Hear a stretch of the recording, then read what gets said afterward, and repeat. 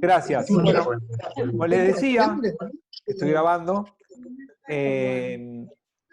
Vamos a meternos hoy con un pequeño resumen del siglo XVIII y vamos a meternos en el hasidismo. Y después... están todos silenciados, Fer. Están todos silenciados. Bueno, el siglo XVIII, a ver si por las dudas quedó alguno que se lo abrió solo. Ahora sí. Bueno, por las dudas volví a silenciar a todos. Yo no escucho a nadie, pero por las dudas silencié a todos de vuelta. Bueno, les decía que el siglo XVIII, especialmente en Alemania, tenemos una comunidad judía que no se destaca por el pensamiento intelectual. No están los abuelos de todos los grandes pensadores judíos de la Europa del siglo XIX muy activos, o del siglo XX. Simbólicamente digo los abuelos, ¿sí? El siglo XIX tardío y el siglo XX arrojó muchos pensadores importantes en Alemania especialmente, pero en toda Europa. En el siglo XVIII no están. El pueblo judío no se destaca por el pensamiento. Sí hay mucho interés del pueblo judío de obtener beneficios o ganancias económicas. En eso sí hay mucho, se destacan mucho o están muy puesto el esfuerzo en eso, pero no porque quieran ser ricos o porque el dinero sea un fin en sí mismo, sino como venimos viendo, porque el dinero era el camino para salvar una vida. La propia, o la de alguien de la familia, o la de alguien de la comunidad. Entonces, estaba bien visto esforzarse por ganar dinero, porque el mejor destino de ese dinero era asegurarse la vida. Entonces, tenemos una comunidad judía más puesta en su energía en obtener esto. Por supuesto que lo que no está presente en la vida judía es la capacidad y ni siquiera el intento de defenderse. No hay ningún tipo de organización de defensa, no hay ningún entrenamiento para combatir o hacerle frente de alguna manera a cualquier miedo. Lo único que hay es el dinero me puede salvar. Así como nosotros después vamos a tener en el siglo XIX un poco y en el siglo XX mucho de gente judía que invertía su energía en buscar la manera de enfrentar física o militarmente la amenaza externa, en el siglo XVIII no está. No hay grupos que se preparen para la autodefensa.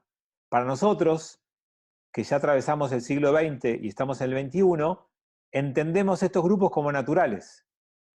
En la Argentina, desde el grupo Tacuara, hubo organizaciones judías que se encargaron de reclutar jóvenes y entrenarlos. Hoy tenemos a la gente del DAC y a los chicos de Bitajón, que son palabras que estamos en la vida comunitaria, las escuchamos muy seguido.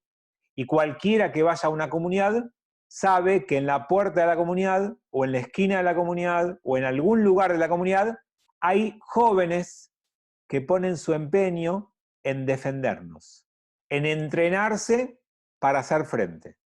Ese sentimiento no existía en esos momentos. Obviamente que parte del desafío judío era encontrarle a todo una explicación y una historia que le dé sentido a lo que les pasaba. Entonces la imagen judía del siglo XXVIII uno podría decir que era la justificación de la persecución a los judíos puesta en que todo el mundo sabe que hay un rey. Y ese rey es quien es el que todos compiten para que el rey los tenga como preferidos. Que seamos nosotros los sirvientes directos de ese rey. El pueblo judío se colocó en ese lugar. Se llamó a sí mismo los hijos de ese rey y los servidores de ese rey y los preferidos de ese rey como pueblo elegido y demás, estamos hablando de Dios, por supuesto. Y entonces, bajo esas circunstancias, la gente no se podía enojar con el rey porque nos eligió a nosotros, sino que se enojó con nosotros por querer pretender ese lugar. Si ustedes llevan la analogía a las familias, pasa lo mismo. Y en la Torá tenemos el ejemplo de Jacob como el más claro. Jacob tenía 12 hijos. Jacob mostró preferencia por Yosef. Los hermanos se tendrían que haber enojado con Jacob. Sin embargo, se la agarraron con Yosef. Y casi lo mataron a Yosef y lo vendieron como esclavo a Yosef. Esa es la analogía que sirve para explicar lo que le pasa al mundo judío. El que nos eligió fue Dios, no nosotros. La gente no se puede enojar con Dios, se la agarra con nosotros. ¿Se entiende la analogía que buscaron para explicar por qué de alguna manera les pasaba lo que les pasaba? Bueno, de puertas para adentro, el pueblo judío en el siglo XVIII valoraba más que nada, más que el que ganaba mucha plata, valoraba al estudioso. El mejor candidato para casar a una hija no era ni el doctor, ni el abogado, ni el candidato a presidente. Era el Talmid Jajam. Era un mundo muy particular donde el puesto más prestigioso era ser un estudioso del Talmud. Ninguna aplicación práctica ni concreta. No se iban a ganar ningún premio Nobel, que no existían todavía, ni se iban a ser convocados a ningún programa de televisión, que tampoco existía. Lo que más rating tenía era ser estudioso del Talmud. Y los que se llamaban Talmid Jajam, los mejores alumnos, eran los principales candidatos para las chicas hijas de los principales millonarios. No había encuentro de dos familias poderosas para guardar la fortuna en la familia. Había encuentro de familia rica con estudioso de la Torá. Y esto de alguna manera generó un modelo en nuestro pueblo que le permitió al estudioso seguir estudiando.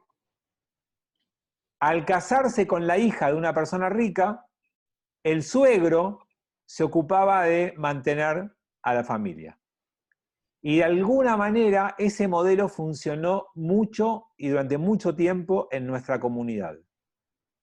Claro que el final del siglo XX, cuando llegué, ya no funcionaba. Y entonces no tuve esa fortuna. Me llevé un hermoso premio, pero sin fortuna económica. Eso no lo cuenten. Entonces, de alguna manera, lo que funcionó en el pueblo judío era una valoración de aquel que estudiaba, especialmente, obvio, el Talmud, y la Torá era obvia, la Torá era como lo básico, y los estudiosos y sabios del Talmud eran los más valorados.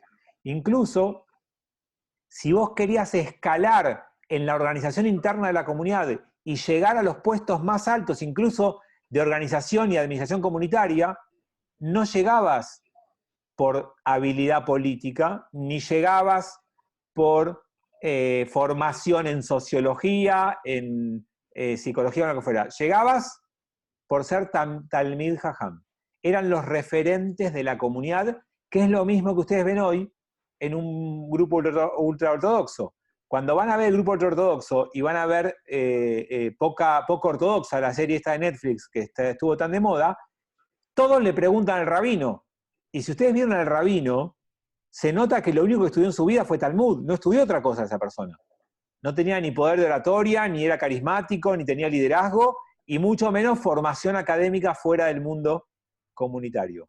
Por lo tanto, no solo era prestigioso el estudio del Talmud, sino que era la mejor manera de ascender social, cultural y económicamente en la vida judía de intramuros, de gueto, de organización autónoma dentro de otro estado, que así es como estaban los judíos en ese siglo XVIII en Europa. Bueno, así como valoraban el estudio del Talmud, no valoraban la fuerza física, no valoraban el coraje, no valoraban la valentía. No es que solamente no se preparaban ellos, no es que solamente no entrenaban, sino que no les parecía un valor. No era algo que mereciera de ninguna manera un tiempo y una inversión.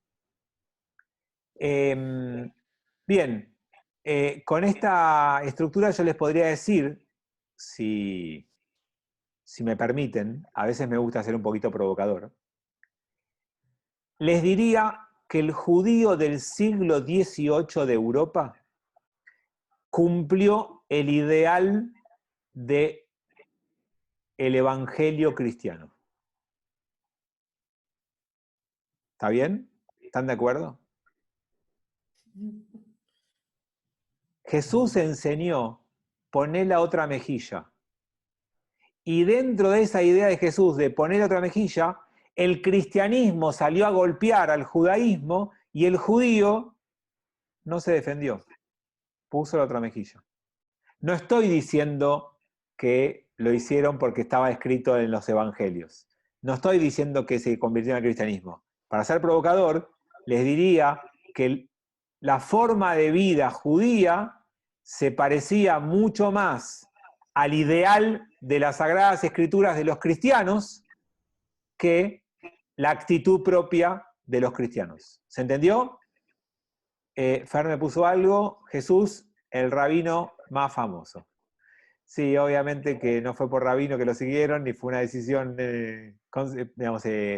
consciente, pero no tengan dudas que se asemejaba más el comportamiento judío a ese ideal que el de los cristianos. Aníbal pone el segundo, seguro que es un chiste, no sé quién será el primero, él tal vez, o algún rabino de otra comunidad. Bueno, sigamos. Cuando el judío miraba hacia el mundo cristiano, lo que veía era una bestia salvaje. No era un ser humano, no era un hombre. El mundo cristiano le había hecho tantas persecuciones y tan agresivamente, y los veían a veces tan descontrolados, que no era una categoría humana. Entonces, cuando el otro no es un humano, no lo odias. Para que haya odio, del otro lado tiene que haber un reconocimiento que hay un otro que es un ser humano. Cuando el otro es una bestia salvaje, le temés, no la odias. Vos no decís, odio al oso o al león. En todo caso, me da miedo el león, pero no lo odio. De alguna manera el mundo cristiano tenía esa categoría. Se lo tenía dentro de esa línea. Entonces, ustedes van a entender de ahí que nuestros abuelos tuvieran tan poco aprecio por el mundo no judío.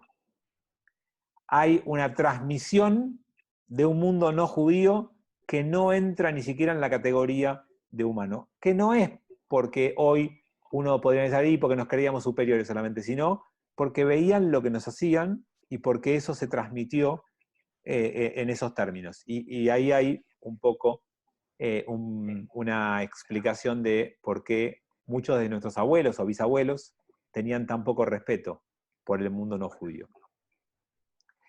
El mundo judío se estructuró en sus rituales religiosos. Nuestra vida estaba regida por la tradición religiosa.